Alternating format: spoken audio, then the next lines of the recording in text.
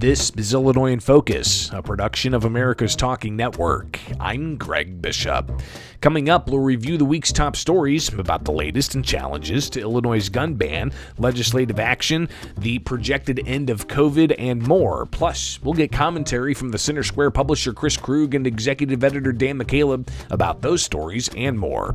That's ahead with Illinois in Focus, a production of America's Talking Network. Listen to all our podcasts at americastalking.com. I'm Greg Bishop.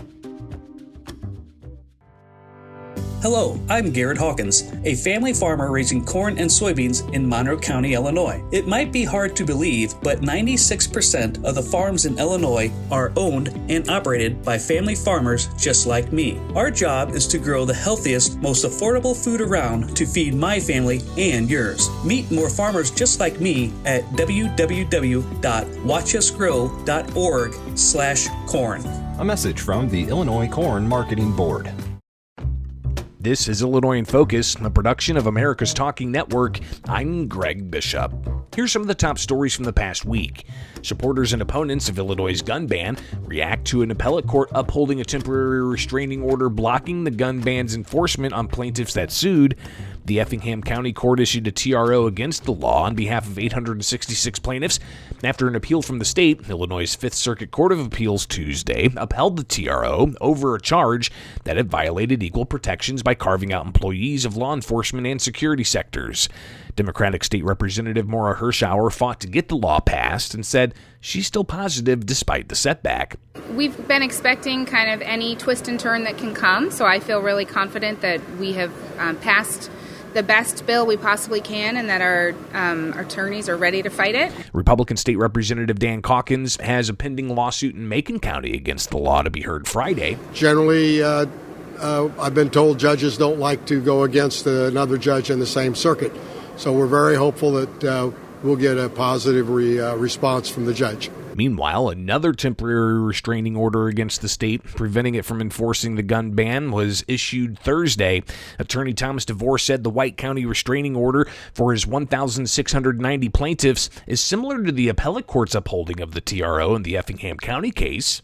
But this judge made it very clear that the equal protection clause of the Illinois Constitution has been violated, and that that's not something he believes that the General Assembly or the governor or any of them will ever overcome. DeVore said the legal process continues as he works to get a clear record of how the law was crafted by issuing subpoenas. Asking for every communication, email, text message, social media, anything that they have communicated about House Bill 5471. So, yeah, every sponsor in the Senate and the House is getting a subpoena. Illinois State Police say they took enforcement action against a business for openly advertising the sale of newly banned weapons, but didn't provide additional information. In a YouTube video last week, gun rights advocate Todd Vandermeide said he's been told the state's taking action to enforce the state's ban on certain semi-automatic guns and magazines. But it appears that there was a gun shop that was selling stuff post the enactment. Monday, a spokesperson for state police confirmed in a statement that ISP took enforcement action in January because of a gun store, quote, openly advertising the sale of banned weapons. The statement said the investigation's ongoing and additional information wasn't available. Vandermeide cautioned what he sees transpiring. You know, Tom Dart and everybody can say there aren't going to be any house-to-house searches. I would beg to differ with you, Sheriff. When Kathleen Stances from GPAC was out there poo-pooing the notion of house-to-house searches, well, here it is. While Cook County's sheriffs said that they'll enforce the ban, most of the state's 102 sheriffs have said they won't. ISP said they're charged with upholding state laws, including enforcement of businesses that openly violate current laws. But with few details about that enforcement effort, State Representative Joe Sosnowski said he doesn't have much to add. I only know of one incident that was in Winnebago County of a gun store that is undergoing some sort of enforcement or some sort of action by the state police. Tuesday, an appellate court upheld the restraining order against the state from enforcing the ban on certain plaintiffs. Sosnowski said state police should refrain from enforcing until the courts deal with myriad challenges. It would be much better if the state police would hold off, let some of these legal proceedings play out. DuPage County Sheriff Jim Mendrick said that he is not changing his stance on the state's gun ban, despite meeting with county officials. Andrew Hinsel has that story.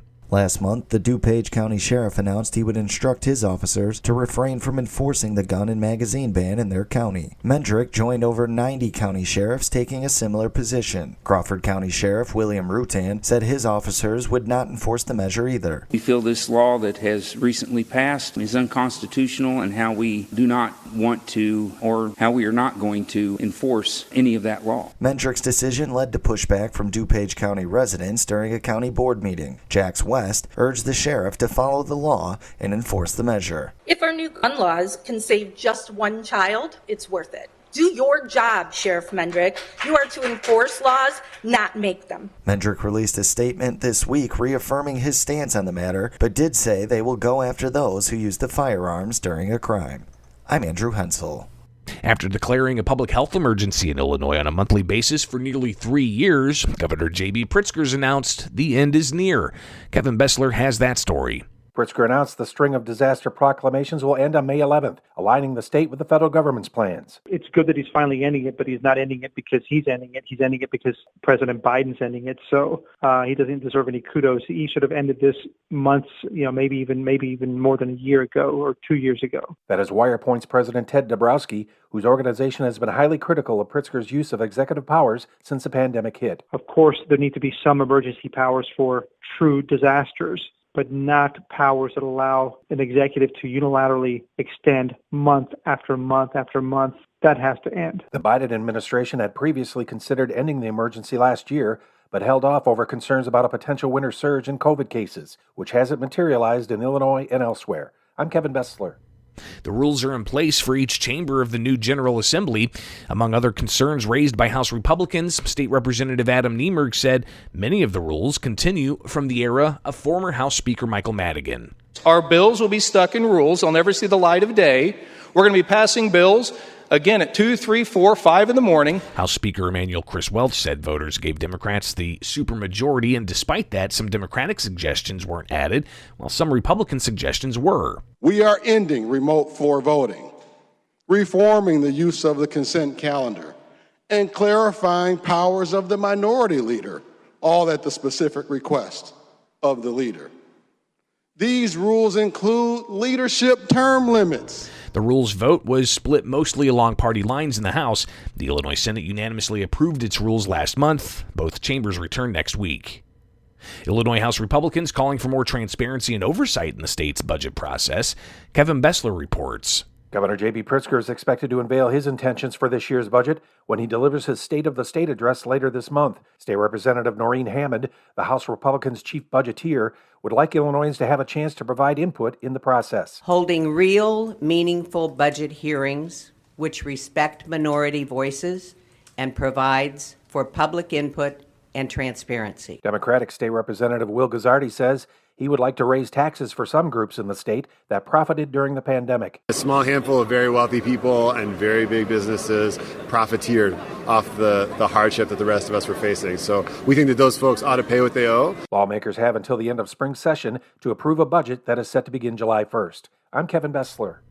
The Illinois State Board of Education has named its 31st state superintendent of schools, but not everyone's on board with the selection. Andrew Hensel has more. Tony Sanders was named State Superintendent of Schools Tuesday after being recommended by Governor J.B. Pritzker. Pritzker said Sanders was chosen due to his focus on innovation, social-emotional development, and academic excellence. Shannon Adcock, president of Awake Illinois, said the appointment of Sanders was made for political reasons. My heart is really breaking for the students of this state. Given Governor Pritzker's election, this superintendent is more reflective of the governor's politics than of leadership that is truly empowering students to reach their greatest potential. Adcock said Sanders' resume shows years of consistent underperformance. He comes from Elgin U46, and the proficiency data over his 15 years of serving is basically a 15-year slide into continued failure. I'm Andrew Hensel. And a new study shows Illinois' state and local governments collect some of the most fines and fees in the country on a per capita basis. Kevin Bessler has more. The Reason Foundation found that Illinois is second in the nation, averaging about $50 per resident in 2020. That is compared to less than $3 per resident in Kentucky. Vittorio Nastasi, Director of Criminal Justice Policy, says a lot of the money goes to local governments around the state. In Illinois, local governments retain a fairly substantial portion of the revenue generated by citations and traffic tickets within that jurisdiction. The analysis shows that 176 governments nationwide derive 20% or more of their revenues from fines and fees, and 42 municipalities derive 50% or more of their general revenue from fines and fees. I'm Kevin Bessler. And those are the top stories from the past week from Illinois. Find more online at americastalking.com. Coming up for Illinois in Focus, commentary from the Center Square publisher Chris Krug and executive editor Dan McCaleb. This is Illinois in Focus, the production of America's Talking Network. I'm Greg Bishop. Freedom and liberty are important to all of us in Illinois, from Rockford to Carbondale, from Quincy to Decatur. If you're looking for civil, intellectual conversations with those shaping the future of freedom, try the Future of Freedom podcast with me, Scott Bertram. We speak with leaders across the country in the greater conservative and libertarian movements. In-depth conversations about where the next intellectual battles will happen across the country. It's the Future of Freedom podcast. Find it at americastalking.com or wherever you get your podcasts.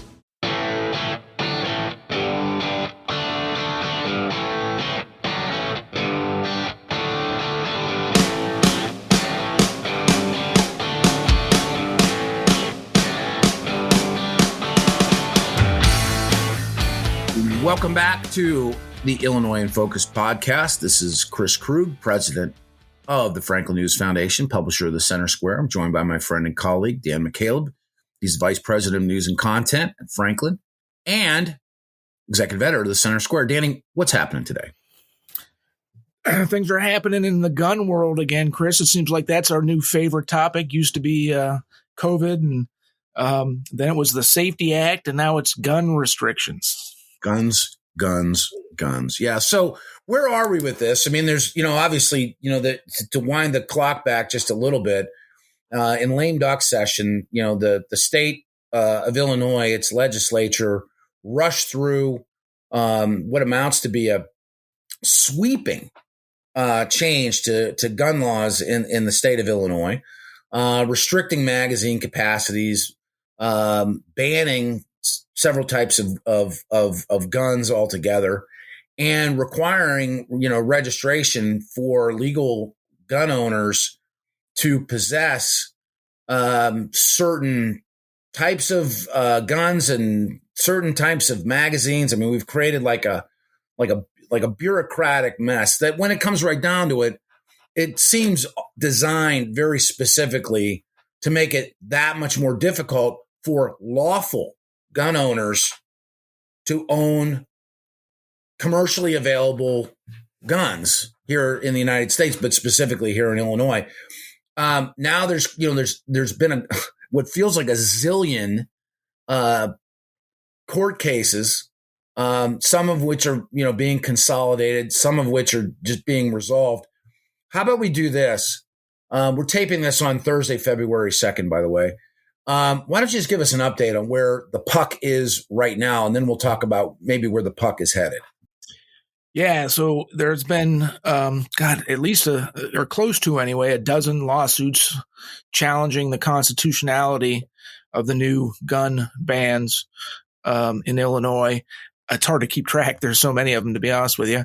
But in terms of official court rulings, this week, in one of the first cases that was filed by attorney Thomas DeVore, former Republican attorney general candidate, last week, a district court ruled in favor of DeVore and his 875 plaintiffs, issuing a temporary restraining order against enforcement of the ban for Tom DeVore's plaintiffs. This week, an appellate court came out and upheld the temporary restraining order, but on a more limited basis. There have been several constitutional challenges to the law. One, the Second Amendment, the right to own and bear firearms. A second challenge is against the Fifth Amendment, the right against self-incrimination included in the law. is a requirement that people who already owned these now banned weapons before the law went into place have to report themselves to state police. Hey, I own one of these banned guns.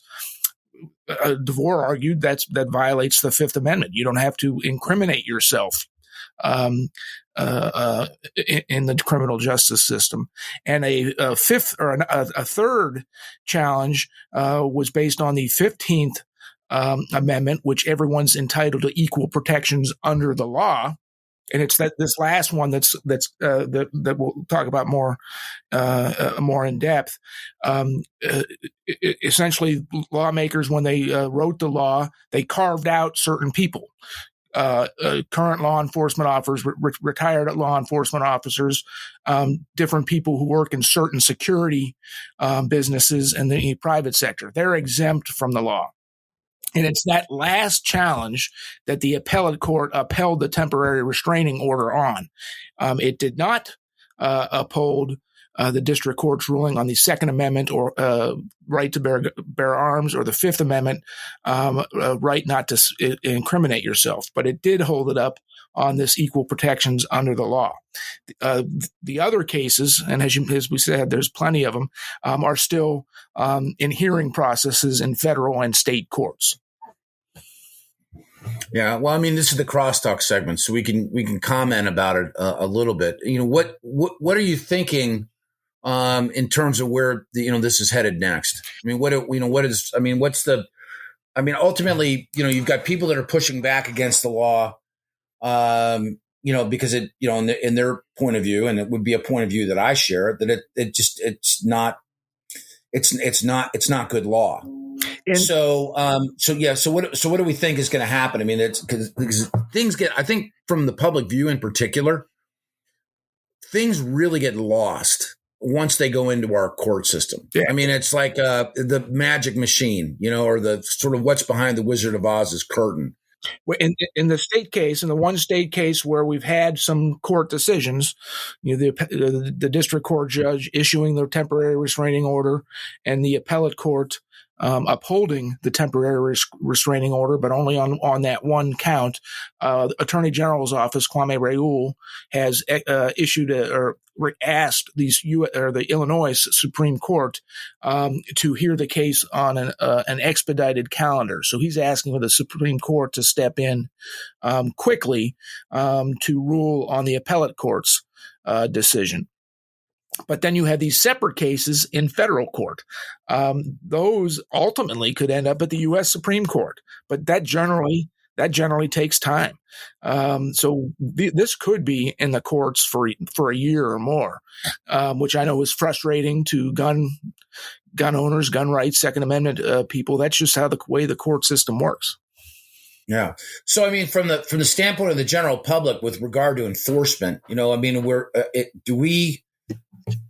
obviously we're not trying to, dispense any advice to anyone here, right? I mean, in terms of like legal advice, for sure. I mean, try to interpret and make sense of what's going on. And again, figure out where the puck is headed. Does it appear likely that during this period of uncertainty where these cases exist, that local law enforcement will do much of anything with regard to enforcement of the law? Outside of Chicago, not very many places. Chicago and Cook County, the Cook County Sheriff's Office, Chicago Police Department has said they will uphold and enforce the law. Although at this point, I don't know that there's much for them to do. Illinois State Police have said they are going to uphold and enforce the law, and they have taken action against an Illinois business, a gun dealer, that they said that was still advertising as for sale some of these now banned weapons. So we know, but they haven't said much more than that. We know Illinois State Police have taken some action against one Illinois business, but as far as we know, nothing against individual gun owners, and they really shouldn't, because this requirement that if before the law went into effect January 11th, if you had purchased and owned one of these now banned guns before January 11th, the state is saying they're not going to go take those guns away, but you need to register those guns with the state police. That requirement doesn't take effect until January 1st, 2024. So for the time being, lawful gun owners are safe, but know that if the courts ultimately uphold the law by January 31st or by January 1st of next year, you will be in violation of the law if you own one of these now banned guns and have not registered it with the state. Mm-hmm. Well, I mean, this is obviously something that the Center Square is going to be paying attention to. I mean, I think it's, this is an issue that affects a lot of people around the state. I don't know what the total number of registered gun owners in Illinois is off the top of my head. More than 2 million FOID card owners in the state. Right. And you know what? I will just tell you that, if you're listening to this and you're not a gun owner and you don't have any, real interest in this, I mean, or just not something you've ever thought about. The reality of it is that the vast majority of people that have purchased guns, in particular handguns, in the past 5 or 10 years, and we saw massive spikes in gun ownership during COVID. First time FOID applicants and first time gun buyers. I mean, there was just and it caused something of a panic in the market, and prices went absolutely, through the roof. The reality of it is the vast majority of commercially available semi-automatic pistols are non-compliant from a magazine standpoint. That when I look at this law, and the AR-15 discussion is one that we can save it for another time. The demonization of that particular gun it is what it is. There are a lot of people that just think it's something that it's not. And I feel like there's media that perpetuate that because they either don't know or they don't want to know, or they do know and they don't want to be honest about it. But the reality of it is there's a lot of people that are out there that went out for the purpose of self-protection, home protection, purchased a handgun, and they now have a non-conforming magazine set up because that was the way that the thing was delivered from the factory. And so they can't, in theory, they're not going forward supposed to be utilizing that, which is where they have to register it and declare the fact that they have it, which again goes to the Fifth Amendment question that's here. Yeah. Gun rights supporters, Second Amendment supporters essentially say all this law is really doing. It's not about safety because it's not going to impact public safety. It's about making law-abiding citizens criminals, because the true criminals, the Chicago gangs, etc., if they want one of these banned guns, they're going to go out in the black market and find one of these banned guns. The true law-abiding citizens go to legal gun stores and buy them that way. So the argument against it is that while proponents of this law say it's all about ending gun violence and preventing mass shootings, this gun law we just saw in California a couple of weeks ago. California has among the most stringent gun laws in the country. 2 mass shootings in a matter of a week in California. These kinds of laws do not prevent those things from happening. This, I guess you could, if we're going to transition or segue here, I mean, this also goes to, what generically would be viewed by many as government overreach. Just in case you had forgotten, Dan, we're still operating under COVID disaster proclamation. Welcome back. And I know it's the gift that keeps on giving. I mean, the Governor J.B. Pritzker, I mean, and with a proclamation of this nature has, certain latitude to do certain things. I'm not even completely clear on what they are, what they might be, but this is like a kind of having an ace in your pocket if you needed to do something and wanted to do something, without there being a whole lot of interference. The federal government has said that COVID formally is going away as of May, which is great. I thought President Biden had said last year that COVID was over. But here in Illinois, Governor J.B. Pritzker has determined that May 11th is COVID. I don't know. Is this like VE Day kind of for COVID here in Illinois? Something like that, I guess. But yeah, it's nice to know that the science and the data has determined that May 11th is the end of the COVID emergency in Illinois. What is that? About 4 months, a little over 4 months from now, we know with some certainty now that COVID will no longer be a public health emergency in the state. I am, of course, being facetious here. That seems arbitrary. Of course, Governor Pritzker did tie it to President Biden's date when the national COVID emergency is going to be over. So I am glad that our president and our governor are following the science on this. Yeah, and the data.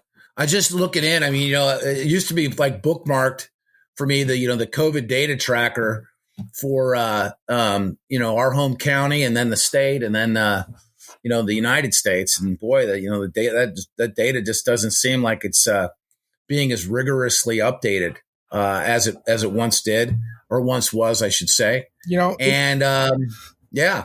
guess it's we're just moving on here. I'm gonna this was our favorite topic of 2020, 2021 into 2022. How are we not going to be talking about COVID anymore? I'm going to miss talking about COVID. I miss it already. I don't know. I mean, I don't know. I mean, and so here's the reality. Some people are still getting COVID. I mean, the only change that's really occurred here, a couple of things. I think that the conversation about vaccines is starting to get a little bit more open audience. And is becoming a less partisan issue, which I think is great. I think that that's something that needs to be discussed, and we need to have a public discussion about vaccinations for COVID and whether or not we're going to continue to push people toward vaccination. It just, I think, to be fair, and again, you and I, sort of bemoaned the whole, again, science and data being, kind of presented in a very specific way that we felt was not objective during COVID, real COVID, not this extended COVID or the encore COVID period that we're in, or whatever you want to call this. Life is normal with COVID. I think that COVID, you didn't ask this question, but I think you kind of hinted at this question. I think COVID needs to be a topic of conversation that continues on. I think we need to continue to talk about what it has happened in this country, why it happened, our reaction to it, and now what we know about COVID and the vaccines, or COVID and the unvaccinated. Because my goodness, shouldn't there be data available to us? And if we're truly committed to science and data driving our understanding of what's going on, science being an evolving look at the world around us, shouldn't we continue talking about COVID? Yeah, and on the vaccine front, of course, it was sold in the beginning months that the vaccine was the be-all and end-all. You wouldn't get COVID if you got vaccinated. You wouldn't pass COVID on if you got vaccinated. Of course, that's proven to be wholly not true, wholly false. Now, there are some indications that if you do get COVID and you've been vaccinated, that the health effects might not be as severe.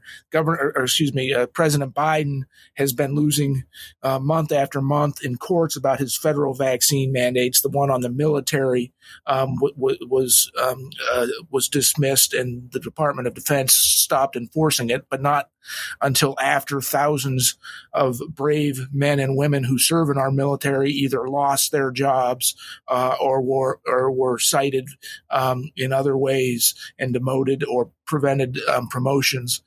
So those people have not had any recourse yet. But yeah, absolutely, we should still have a kind. There's talk about the federal government adding the COVID vaccine to it, making it sort of like the flu shot, where you should go get it annually. So there still needs to be plenty of conversation about what actually the science and the facts say about it, because certainly the vaccine has not proven to be as near as effective as it was billed early on. Well, and I think it's just as a country, very specifically, but here in Illinois, we're pretty proud of our technical advantages, and our, in theory, Governor Pritzker in particular has promoted the fact that we're that this is an intelligent working community, right? That we are like a tech place. Why couldn't we be at the forefront of making sense of the biggest crisis that has been, dealt with in the last 100 years, which has been COVID? Shut the entire, couldn't we be the forerunners in understanding it if we truly cared to know? And couldn't that data, that research, couldn't that be done here? Would that not be valuable to society as a whole? Absolutely. I think if our government officials were committed to that, but this has been about politics now since almost day one. Of course, Illinois will be continued in a COVID state of emergency until this May 11th date, when they determine that COVID goes away, apparently. But during this state of emergency, Governor Pritzker has had increased, executive powers.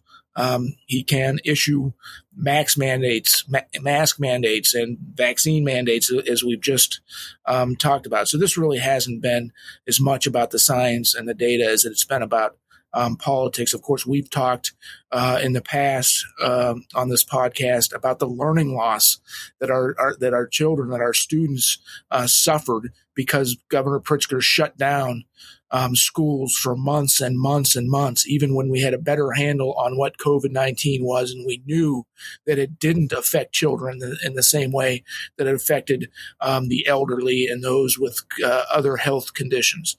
But it was not about the science and the data; it was about politics. Let's stay on that thread. I mean, the Invest in Kids program, which exists here in Illinois. It is, I mean, in the budget, in the state budget, which is now, I don't know, what was our number this year? What did we get to? 50 what billion? 56 billion? High 40s, I believe, is what we're at now. Are we still in the high 40s? I thought we had eclipsed 50 billion. Wait till Governor Pritzker's budget address earlier this month. Oh, my bad. Excuse me. What to look forward to. Yeah. But I like the tiniest little piece in this thing of our state budget is this Invest in Kids program, right? Which is largely tax credit funded. It has a cap on it. Since it was launched in 2018, it's provided 37,000 scholarships to kids in need to get them into better education programs. And again, that's been wholly funded by contributions, which are capped at and I don't even know what the number is this year, but it's an infinitesimal amount of money that we put into this program. But this is on, I guess, up for consideration again. Proponents, of course, would say school choice is great. You want to you want to create the learning opportunities for different people. The opponents, which are largely, teachers unions who want to have a protectionist view on public education, are like, you don't need to have programs like this. Clearly, we're doing a great job. City of Chicago has high school graduates that basically read at an average of what, like an 8th grade level or a 7th grade level, and we graduate, some ridiculous number. Well below 50% of Chicago. Yeah, and well below the national average. Yeah. I mean, even for cities. So what's going to happen to the Invest in Kids program? How about for the benefit of the people that are hearing about this for the first time, don't even know this thing exists? Why don't you just talk about what the program is, what it is designed to do, and then, kind of what's at stake here? Yeah, Illinois is one of the poorest states when it comes to offering parents a choice in education. during the infamous budget battles between former Republican Governor Bruce Rauner and the supermajorities in the House and the Senate that control the legislature. Former Governor Rauner, was able to get a small win with the Invest in Kids program. And what it does is it allows private individuals, you if you want to, me if I want to, businesses if they want to donate money to this scholarship program in exchange for a 75% tax credit against that money that's donated. Democrats, remember the budget battles that were going on into June and July under Governor Rauner. Governor Rauner got this concession from Democrats during those budget battles, but they put an expiration date on it, and that end date is this year. So the scholarship program that, as you mentioned, has helped more than 37,000 children in the state escape bad situations, get out of failing local public schools that their districts assign them to, and go use this money, this scholarship money, to attend a private school of their choice. Well, those 37,000 students have been helped by this program in the past few years.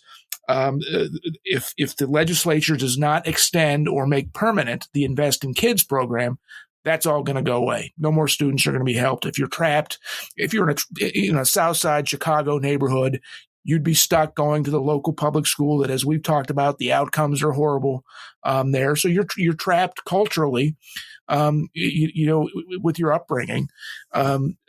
So I'm a proponent of school choice individually. Many Republicans are. I certainly hope something gets done in the legislature so kids who generally these are lower income students who qualify for these scholarships, right? Someone, a family that earns, 6 figures does not qualify for this program. This is meant to go to those lower income families who don't have a choice. They'll no longer have a choice if the legislature does not extend the Invest in Kids program. Yeah, which would be a shame. I guess, my concern with this program is that, there's not a lot of people that are talking about it. The people that, that benefit most from this probably have about the least amount of voice, that you could imagine in the state of Illinois. It's like working families, a lot of single parent families. It would be an absolute shame if this was crushed under the wheels of, big education, the union-driven public school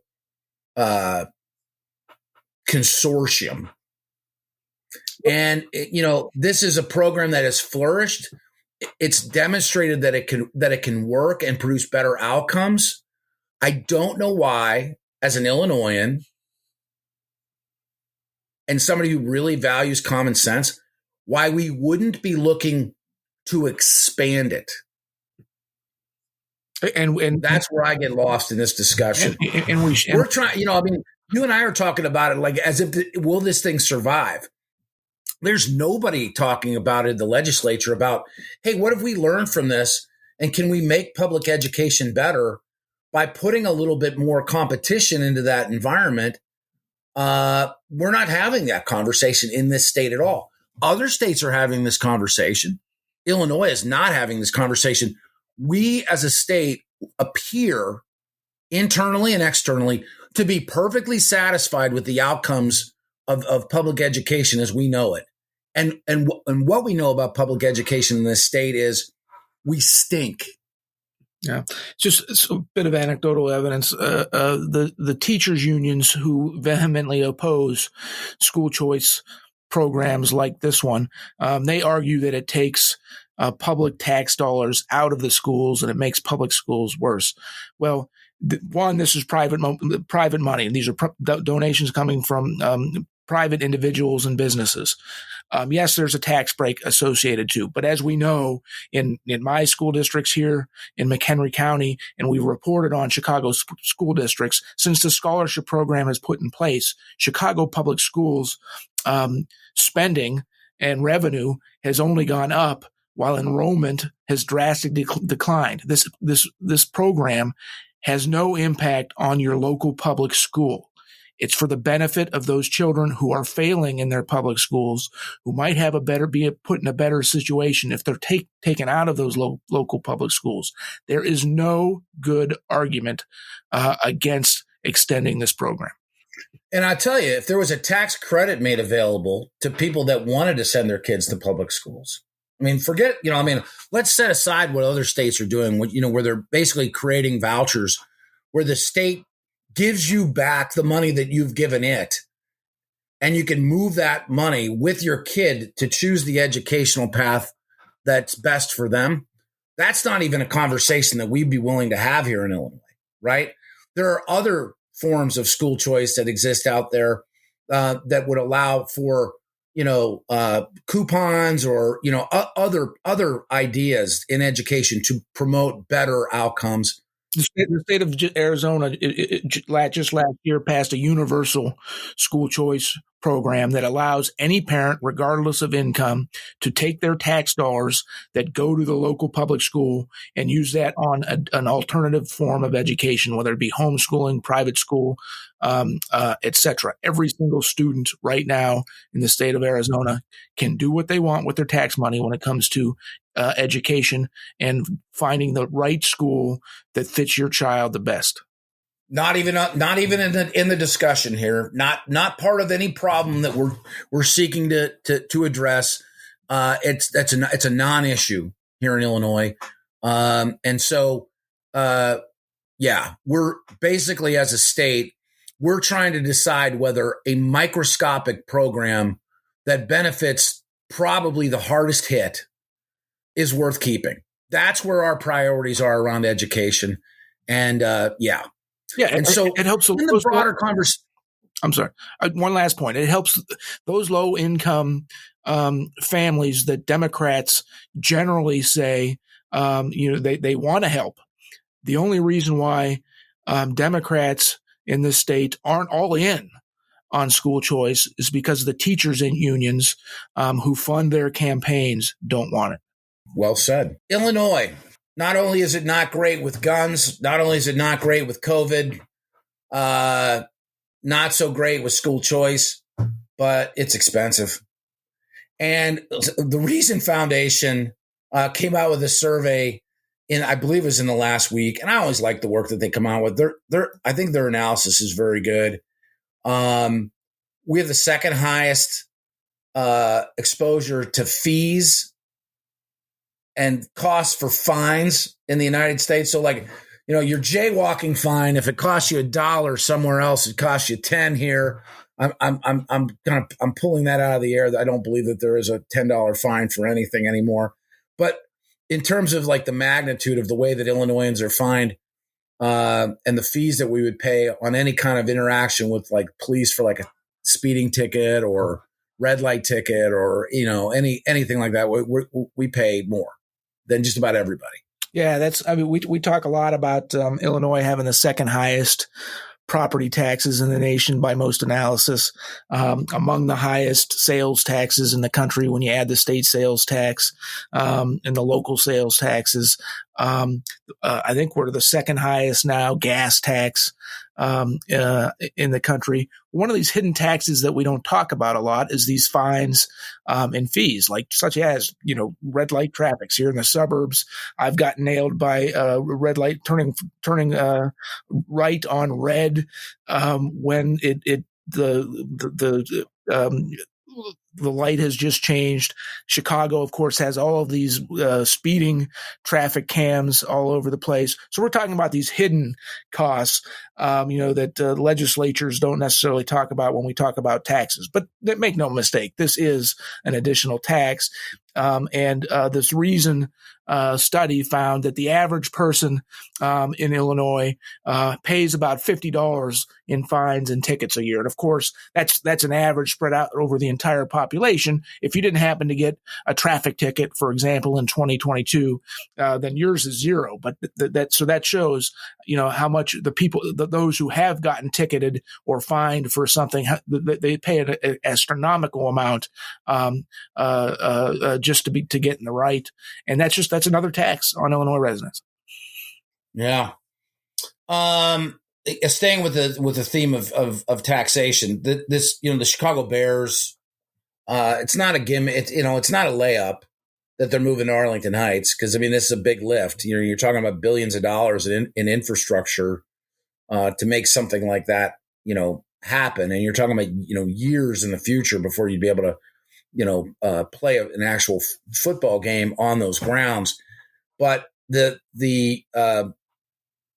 movement forward continues, and the new plan for the stadium in Arlington Heights for the Chicago Bears would include a concept, of effectively what would you call this? Is this a financial mechanism?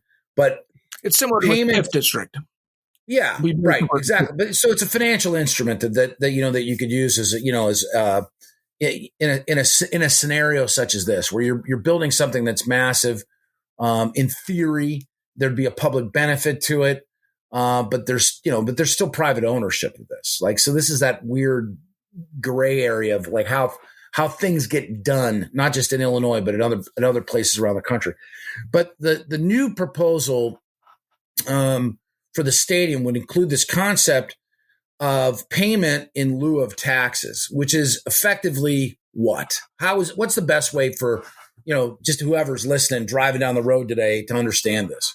So what it does, what this type of a district would do would freeze the property values and the taxes paid on the property values at the amount this year, for example, say. So, generally speaking, when the economy is right, your property grows in value. Your home, your land, et cetera, grows in value. But what it would do is freeze the property value and the taxes paid on that property at, say, 2023 rates. So, 5 years from now, 10 years from now, 15 years from now, that property theoretically, in most instances, is going to increase in value year in and year out. What it's going to do is, because it's frozen at those 2022 levels, any difference between the increased in value and the increased in property taxes that would be paid on that would go to the Bears, would go to the developers of this Arlington Heights property to help offset the costs for building the stadium. So essentially, it's a back end taxpayer subsidy to a private company, the owners of the Bears, to get this project done. So, in your opinion, what's the best way to do something like this? You and I have talked about stadium projects going back for many, many years. I remember you and I had differing points of view, way back on what would have been on a minor league baseball stadium that was going to be coming into McHenry County. And frankly, when we looked at that, and this is years ago when we were at Northwest Herald together, we ultimately agreed that, you won me, you pulled me back over. I wanted a place where the public could get together, because I felt like that our community needed something like that. But when we looked at the actual financing and the commitment, boy, the burden was entirely on the taxpayer on that. And the funding district was it's kind of an odd route to take, because the community college was involved, and it was going to be the pass through to build the stadium. The stadium was going to be built on adjacent grounds. It was really messy. It was really messy. It was shady because it was done behind closed doors, and that too. Yeah, that too. Yeah, that too. So we've written a lot in Tennessee about the Tennessee Titans Stadium. I don't think that we wrote a whole lot about how SoFi was built, which is the big, massive complex that when I look at it and I look at the parameters of this project, SoFi Stadium being built out in Los Angeles is very similar to this one. Of course, architecturally it'll be different. They're dropping that into what amounted to be a blighted area, in Los Angeles County. This project, what in your opinion? And we'll take it away with this. What would be the best way for this to come together? Well, I guess it depends on whether you think taxpayer dollars should be used to fund billionaires who, and let's face it, every single owner of an NFL team, the McCaskies being the owner of the Bears, are billionaires. Whether taxpayer money should be going to help build something like this, right? Well, I don't. So I mean, I mean, let's look at it through that lens, because I would agree with you. I do not. I mean, the idea of billionaires being subsidized on a project like this that would ultimately benefit, the private sector. I'm not. So my thought was, is there a way to do this project where there's some borrowing done, where the village or the city of Arlington Heights and the owners of the Bears have equal skin in the game, and that the debt obligation that there would be to building something like this could be implemented over time through a consumption tax, a user tax. I mean, so if you want to go use the stadium, that's great. This is what you're going to pay for the ticket. This is what you're going to pay. We're going to pay this bond off. You'd also have the opportunity, to do something, with potentially with suites or whatever. There's a gazillion ways to get some lift around this, where the taxpayer doesn't have to be so exposed. And ultimately, if there was any goal to get the taxpayer over time, what might that be? Yeah. And why aren't they looking at that? Well, we're not just talking about a stadium here either. We're talking about almost like an entire business district. And that's, I think, why this becomes potentially even that much more applicable. Right. There'll be hotels that are built around the stadium. There'll be restaurants that will be built around the stadium, parking lots, parking garages built around the stadium. And yes, that is a more reasonable way to help fund this than just asking all the state's taxpayers to help fund it, or all the local taxpayers in the region to fund it. If you use it, then yeah, you should help maybe pay for it. In terms of whether it's, you added a tax to the ticket sales, or the hotels that are going to be built around it, you add some sort of a occupancy tax to it. But just to ask blanket taxpayers who won't use this, and believe me, there'll be more people that don't use this stadium and this complex than there will be that use it. To ask those who are not users, that's just not fair. Yeah, and I mean, if you're a resident of Arlington Heights and you're listening to this, you have an idea of what your tax bill looks like. I mean, a $20,000 annual property tax in Arlington Heights, that's not wildly uncommon. So if there's a burden that's placed on the residents of Arlington Heights to get this project, across the finish line, wow, I think that would be just absolutely absurd. That'd be catastrophic in my view. And I just looked this up as we were talking here. The Bears franchise is valued at $5.8 billion in 2022.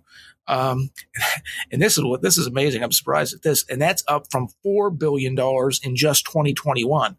Its value has increased by 20% in a single year. And that's only going to continue to go up. So the other part of it is, how much should taxpayers be funding to help the owners of a $5 billion company to build a new stadium? That's, No, I mean, when you put it in those terms, it's like, hey, this is cool, but it's, it's not. What's the total project cost on this thing? Like $7? Is it? I mean, when you unpack the entire thing, they're saying that the project would have a $9.4 billion economic impact.